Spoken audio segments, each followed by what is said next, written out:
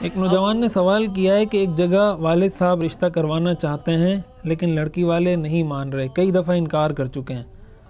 اب میرا بھی جی نہیں چاہتا وہاں نکاح کرنے کا، لیکن والد صاحب اس پر مصر ہیں کہ نہیں، میں آپ کا نکاح یہیں کرواؤں گا،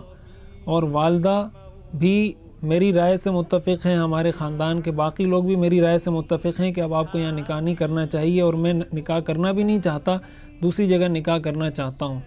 تو آیا اس موقع پر مجھے کیا کرنا چاہیے؟ تو جب ایک جگہ آپ نے رشتہ بھیج دیا، وہ انکار کر رہے ہیں اور آپ بتا رہے ہیں کہ کئی دفعہ انکار کر چکے ہیں، تو ایسی صورت میں آپ کے والد صاحب کا اصرار کرنا صرف اس وجہ سے کہ ناک کٹ جائے گی یا خاندان والے کیا بولیں گے یا یہ ہو جائے گا وہ ہو جائے گا، بالکل بھی ٹھیک نہیں ہے۔ طریقہ کار شریعت نے یہی بتایا کہ بھئی آپ نکاح کا پیغام بھیج دیں، اگر ان کو پسند ہوگا آپ کا رشتہ قبول کر لیں گے، ناپسند ہوگا تو ریجیکٹ کر دیں گے، آپ کسی دوسری جگہ رشتہ بھیج دیں۔ تو ایسی صورت میں کسی ایک چیز پر اٹک نہیں جانا چاہیے،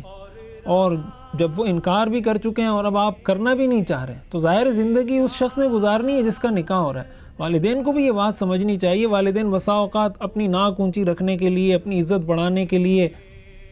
یا اپنے خاندان میں اپنا نام بڑا بنانے کے لیے بسا اوقات ایسے رشتے کر لیتے ہیں جس سے اولاد مطمئن نہیں ہوتی، ساری زندگی وہ بھگتتے رہتے ہیں یا پھر بعد میں طلاق ہو جاتی ہے۔ تو ایسے موقع پر والدین کو بالکل بھی ضد نہیں کرنی چاہیے، اور جو مناسب دوسری جگہ نظر آ رہی ہے، اگر اس میں کوئی ایسی شرعی قباحت نہیں ہے تو وہیں پر نکاح کرنا چاہیے۔ میرا دل بدل دے، میرا دل بدل دے، میرا دل بدل دے، میرا دل بدل دے۔